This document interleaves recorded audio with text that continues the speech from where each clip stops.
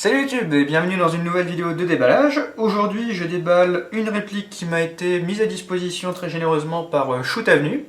Il s'agit du Aesval Quaer. Alors Quaer, je ne sais pas vraiment comment ça se prononce. C'est une marque que je ne connais pas. La seule chose que je peux vous dire, c'est qu'en ce moment on a beaucoup de répliques de Aesval qui commencent à sortir. On a notamment le King Arms, le LCT, et donc le Quaer, ça va être le pendant pauvre entre guillemets du Aesval, c'est la réplique cheap de l'Aesval. Donc elle est disponible pour 240 € chez Shoot Avenue. Notez que Shoot Avenue m'a proposé un code promotionnel que je vais inscrire dans le côté supérieur gauche de l'écran, un code promotionnel à fournir à mes abonnés qui vous permettra d'avoir une réduction si vous souhaitez acheter cette réplique ou une autre réplique sur leur site.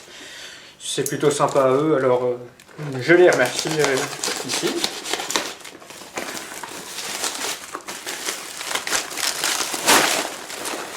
Alors l'Aesval, il est assez connu pour notamment avoir fait une apparition dans le jeu Stalker. Alors l'Aesval, c'est une réplique assez originale, enfin l'arme à la base même est assez originale car il s'agit d'un fusil d'assaut russe avec silencieux totalement intégré. Et ça lui donne notamment un look très original. Même si l'ergonomie en elle-même rappelle, comme toujours un petit peu avec les armes russes, rappelle une Kalachnikov. Alors, voilà déjà l'intérieur. Là nous avons donc la réplique. Je vois qu'il y a une batterie fournie avec. Une 9,6, 900 mAh. Ici on a une clé qui certainement sert à démonter quelque chose. Un chargeur de batterie chip. Le chargeur d'origine qui est donc un E-cap et donc la réplique.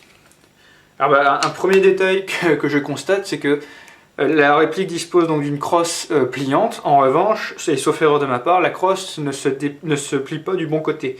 Normalement elle se plie sur le côté gauche, alors que là elle se plie sur le côté droit.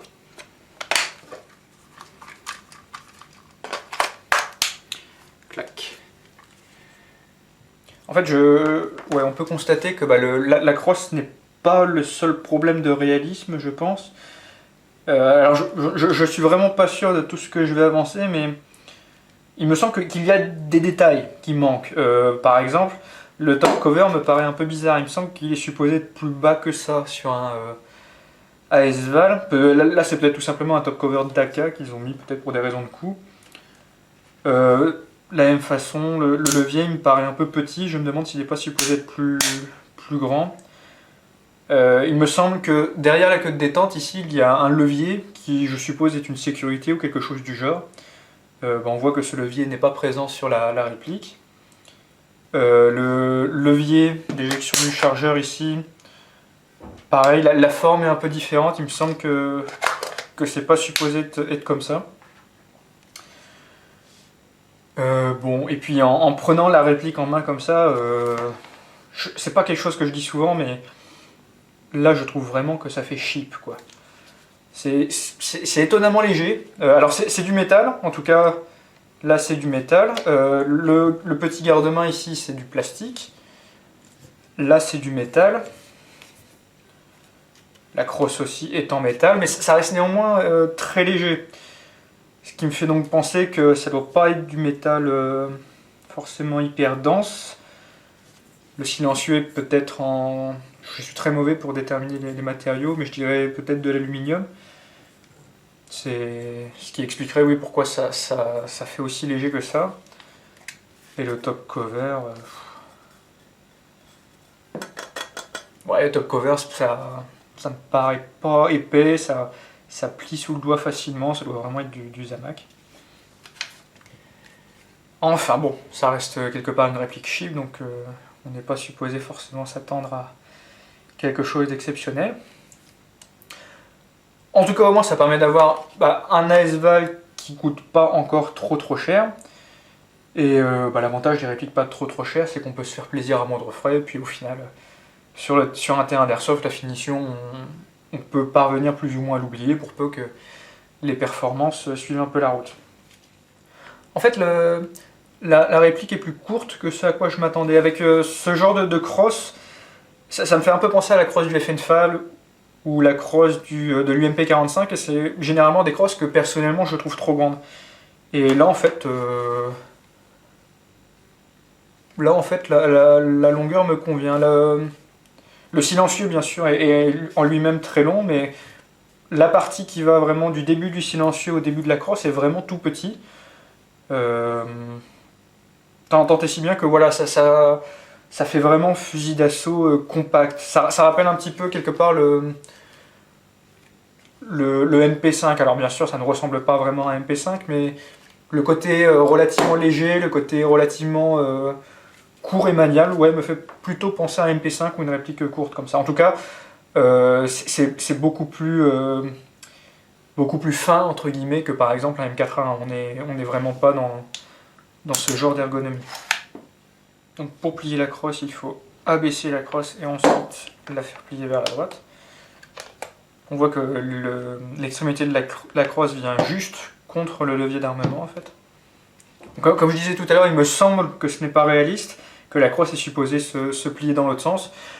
Mais à la limite, on peut trouver une certaine logique, puisque sur le côté ici, vous avez un rail qui permet de monter les optiques russes pour le coup, car c'est un format bien spécifique.